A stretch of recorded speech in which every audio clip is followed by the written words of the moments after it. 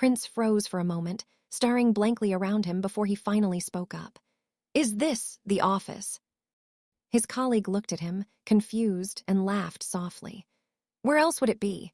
Did the boss scold you so hard that you've gone muddled in the head?" Prince fell silent, slowly sinking into his office chair. Am I back in reality? He wondered. Just a moment ago, I was lying right next to Abyss. Was all of that just a dream? But he quickly shook the thought away. No, the pain of being hunted, the terror when he was stabbed, the way he had nearly lost his mind, it had all been too vivid, too real to be just a dream. And then there was that memory, the one that made his face burn hot with embarrassment. I actually kissed him.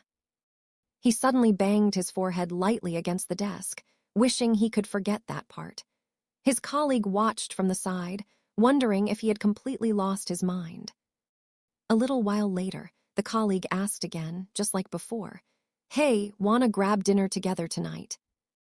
"Not today," Prince replied automatically. "I still have to work overtime." His colleague sighed. "You've been working overtime almost every single day this week. Don't wear yourself out too much, all right?" "I'm fine," Prince said, waving a hand dismissively. "It's getting late anyway, you should go home and rest early." All right. I'll ask you again next time," the man said, heading out. As Prince waved him goodbye, his gaze fell on his own hand, and his breath hitched. There, clear and distinct, was the mark exactly where Abyss had bitten him. He also realized his jacket and shoes from the game were gone, vanished completely, but the wound remained. He leaned back heavily in his chair, his expression turning serious. So, everything that happened inside that game was real. Then his eyes landed on a file saved on his computer desktop, the Abyss game. His heart sank. This is it. This is the root of all that evil. A thought sparked in his mind. The game hasn't been officially released yet. If I delete all the data right now, I can destroy that entire world, erase everything that happened, and go back to my normal life. He clicked on the file, the arrow hovering over the delete button. His finger hovered there, ready to press, but he suddenly froze. Images flashed through his mind. Abyss staring blankly at the raw meat, the way his eyes lit up when he tasted something sweet, the confused look on his face when he didn't understand simple things, the way he had leaned against him, all those memories rushed back, clear and sharp. Prince gritted his teeth, his hand trembling slightly. In the end, he moved the arrow away and clicked cancel instead.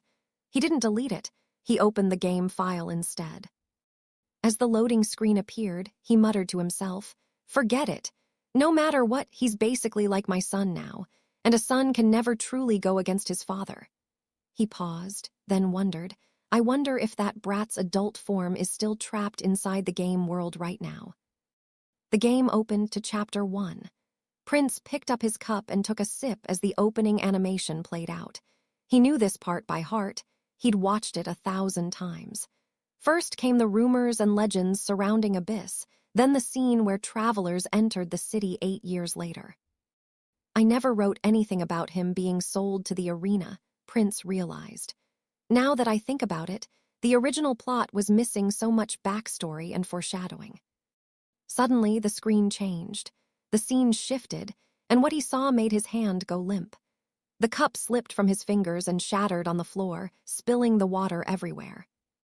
His mind reeled in shock. What is going on here?